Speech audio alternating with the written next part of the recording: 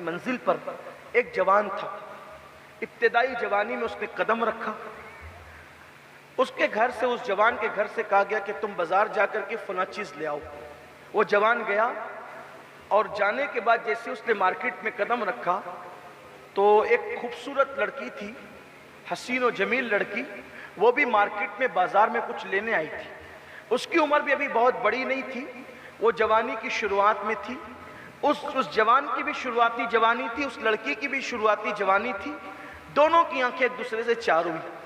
تو اس جوان نے اس لڑکی سے کہہ دیا اپنے انداز میں، منچلے پن میں، اے لڑکی، وہ کتنی خوبصورت ہے، تیری آنکھیں کتنی حسین ہیں، تیرا حسن کتنا غضب کا ہے، تیری آنکھوں کو دیکھ کر ایسا لگتا ہے جیسے نرگس کے پھول نظر آ رہے ہیں، تیرے بالوں کی نرمی سنبل کے پودے کی طرح نظر آتی ہے، تیرے رخسار کی سرخی لال یمن کو چیلنج کر رہی ہے، اتنی حسین ہے تو۔ کوئی دوسرا لڑکی ہوتی، جاہل گوار، دین سے دور، نماز سے دور، شریعت سے دور، اس کی پرورش سیدہ فاطمہ کے کردار کے سانچے میں ہونے کی بجائے اگر فلموں اور سیریل کی بنیاد پر ہوئے ہوتے تو وہ تو بالوں کو جھرجھری دیتی اور اپنے آپ کو ملکہ حسن سمجھتی۔ لیکن حیرت تھی، بچیوں کی تربیت اس زمانے میں سیریل، فلمیں، ناولوں کے سائے میں نہیں بلکہ سیدہ فاطمہ الزہرا کے کردار کے سائے میں ہوئی تھی۔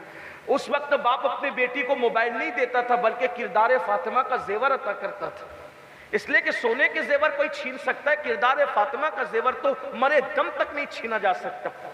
آج ضرورت ہے کردار سیدہ کو زندہ کرنے کی۔ محرم میں 10 دن کے حسینی بنتے ہو، کیا بنے؟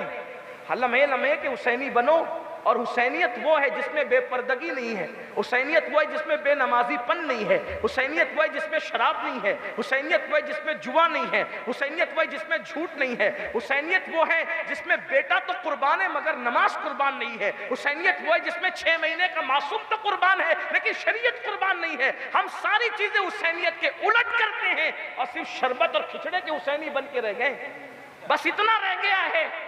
10 دن کے جلسے والے، نان کھٹائی والے حسینی، یاد رکھنا اگر آپ نے شریعت کو چھوڑ دیا ہے تو آپ حسینی کہلا کر یزیدی کردار کو زندہ کر رہے ہو۔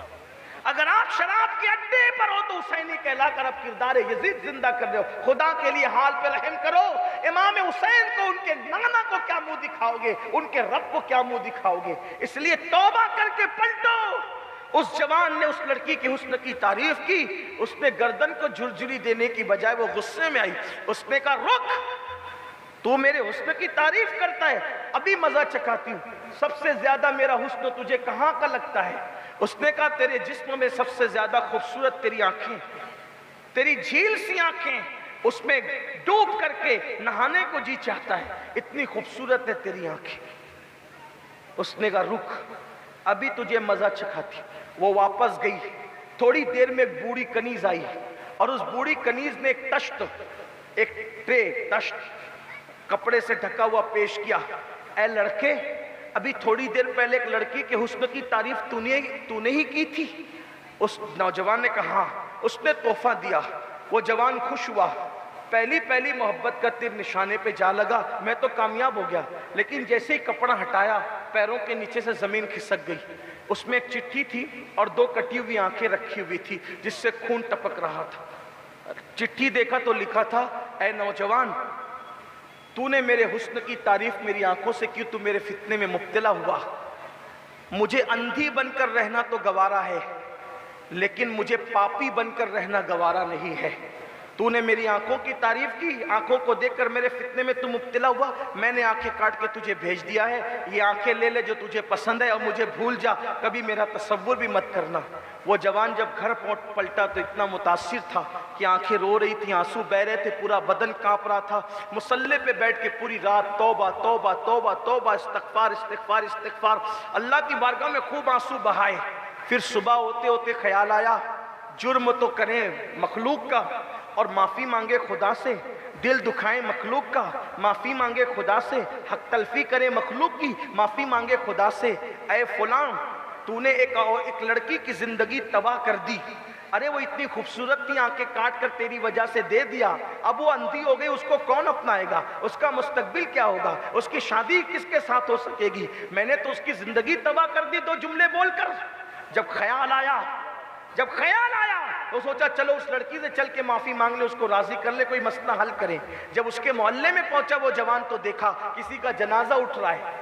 ایک بزرگ سے پوچھا یہ کس بزرگ کا جنازہ ہے جس میں پورا محلہ سوگوار ہے اور اتنی پبلک ہے اس کے اندر؟ کہا یہ کسی بزرگ کا جنازہ نہیں، ہمارے محلے کی ایک باغیرت لڑکی کا جنازہ ہے۔ کل بازار گئی تھی کچھ خریدنے، کسی لڑکے نے آنکھوں کی تعریف کر دی، آنکھیں کاٹ کر اس کو بھجوا دیا تاکہ اس کے پاپ میں، اس کے فریب میں مبتلا نہ ہو۔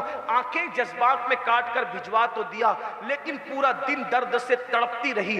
آخرکار درد برداشت نہ ہوا تو صبح ہوتے ہوتے اس لڑکی نے دم توڑ دیا۔ ہمارے محلے کی اسی باغیرت بیٹی کا جنازہ ہے جس کو فخر کے ساتھ اور سوگواری کے عالم میں لوگ اٹھا رہے ہیں۔ اس جوان کو احساس ہوا او فلاں، تو نے کسی کی زندگی ہی تباہ نہیں کی بلکہ تو نے تو کسی کو موت کے گھاٹ اتار دیا، کسی کو تو نے نابینا ہی نہیں کیا، کہ تیرے جملوں نے کسی کو اندھا نہیں کیا بلکہ زندگی بھی چھین لی۔ اس کے بعد وہ جوان ایسا پلٹا توبہ کر کے کہ اللہ نے اس جوان کو اپنے زمانے کا سب سے بڑا ولی بنایا۔ آپ اندازہ فرمائیں ایک لڑکی کا تقوی کسی جوان کو ولایت کے مقام تک لے جا رہا ہے۔